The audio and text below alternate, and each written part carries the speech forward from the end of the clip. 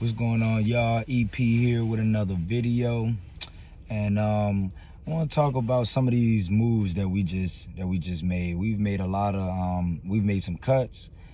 We've restructured some contracts. We just found out that Jason Kelsey is returning, and congratulations to him. Also, his baby girl was just born. So just a lot of stuff going on right now. We got a lot of draft talk going on. Got to restructure some contracts, get some people out of there, so we can get back under the cap. I think even after some of these moves we've made, I think we still around like 37 million over the cap.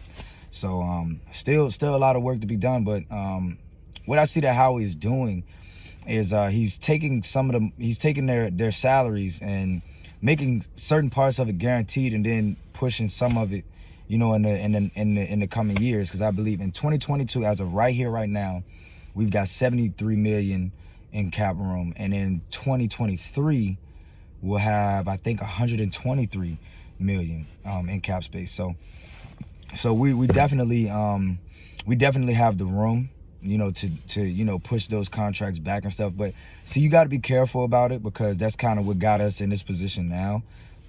That's kind of what Howie has been doing, the entire time he's been here. So, that's the move. I believe the first one that we heard about was Brandon Graham. Now, I just want to speak on Brandon Graham.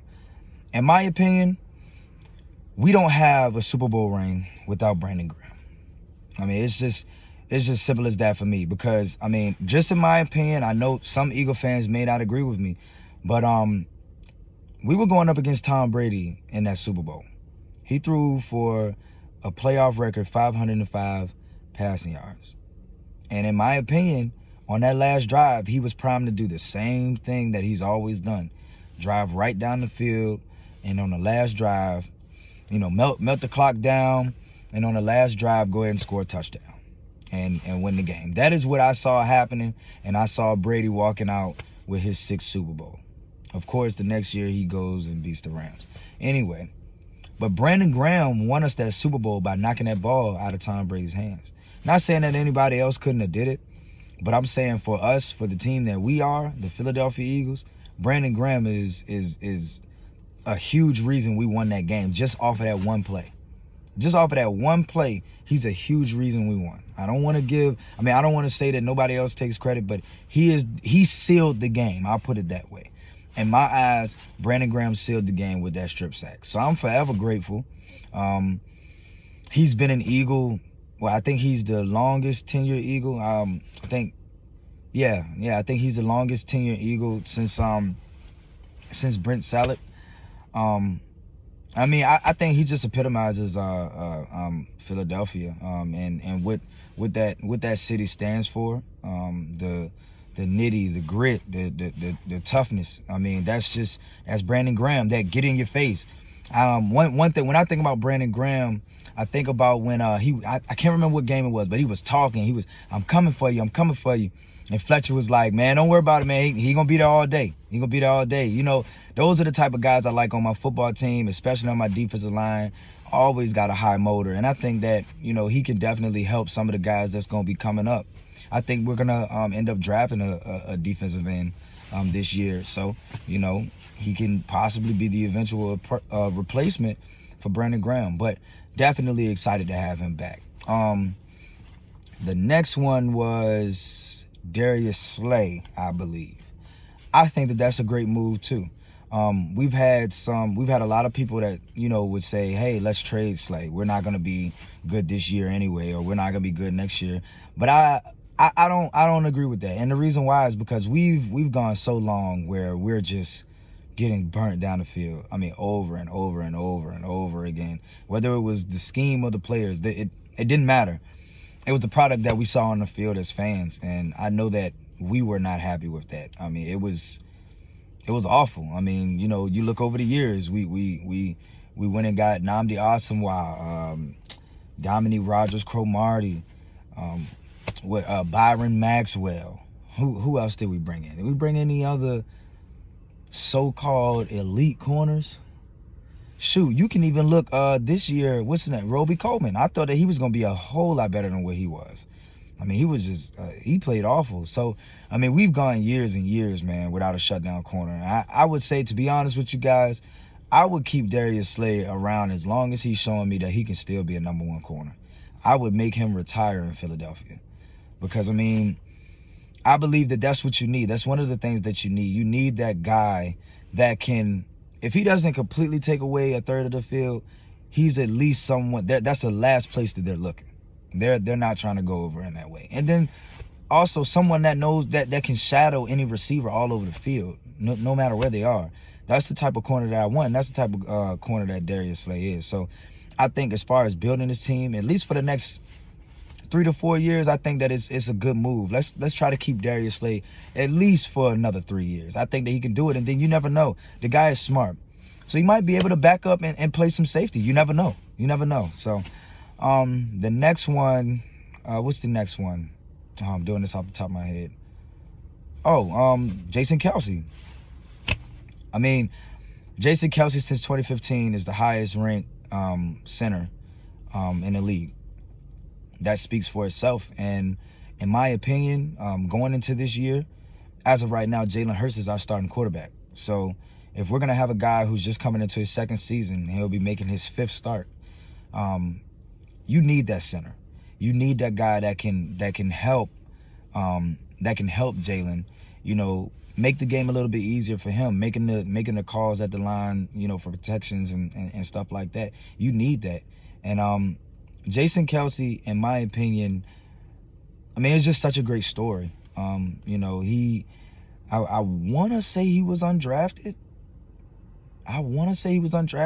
So, for you to come undrafted and for the last 6 years, you're the best center in the league. You've been graded as the highest center in the league. I mean, that says something. That says something about his work ethic. That also says something about, how he compares to the city of Philadelphia. He's a lot like Brandon Graham. Not so much talking, during the game, but I feel like you got to see a side of him at the Super Bowl parade that, a lot of people, I guess you kind of knew it was there, but, he put it on full display for us. But he's definitely an important piece. So I think that, keeping Brandon Graham, that's a captain. You keeping Jason Kelce on the offense, that is a captain. Those are two guys that help continue to build the continuity of the team, that can help this team, go somewhere, that can lead these guys. And I feel like that's what that's about. With that being said, with us still keeping those guys, because these guys are up in age, that tells me that we are going to try to compete this year. That's what that tells me. It does not, in my opinion, bringing back a 32, 33-year-old Brandon Graham and a 33-year-old Jason Kelce, that screams that we're trying to win. I don't think that those guys would be coming back if they were just coming back just for play. I don't believe Kelce would have done it like that. I don't believe Graham would have done it like that. I honestly believe Graham would say, well, hey, I mean, you guys might as well let me go try to compete for another championship. I just don't see him wanting to, just the competitor that we see each and every Sunday. I just don't think that he'll take, we're just going to be a 6-7 win team. I believe that we're going to try to compete. So I'm looking forward to us continuing to chop down this cap and trying to get some decent free agents. I know we're not going to be able to get the high price ones, but some decent free agents. And then also hitting in the draft. I'm still working on my draft, y'all. I'm still working on my draft. I'm just watching so much stuff, reading on so many things.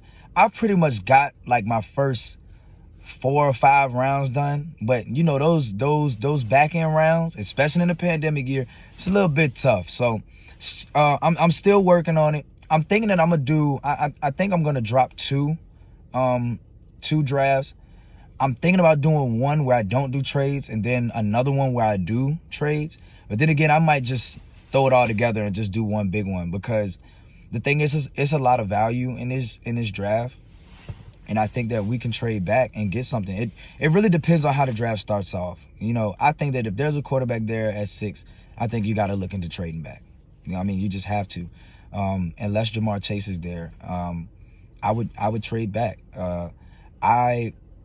You got guys like Trey Lance and Justin Fields and Zach Wilson who could still possibly be on the board at 6. Me personally, I would hope that they would be drafted before us, because I don't really want to go the route of even talking or thinking about a quarterback. I want to do whatever we have to do to help Jalen Hurts. And so far, so good. Right now, what we're seeing from the moves that we're making, we're trying to move forward and try to build this team. And the thing is, like, my biggest thing is they have to believe in Jalen. They have to. And the best way to show him is by not drafting the quarterback early.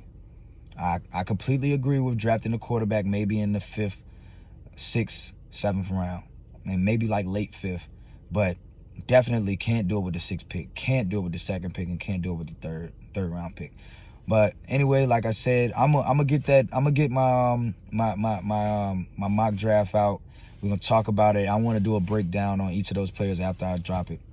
All right, so that's all I got for you guys. Let me know what you guys think, and did you like and subscribe?